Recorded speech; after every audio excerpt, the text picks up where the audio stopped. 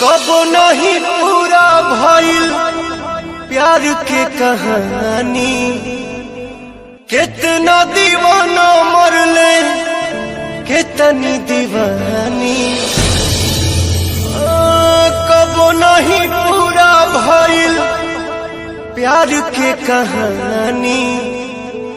कितना दीवाना मरले कितनी दीवानी।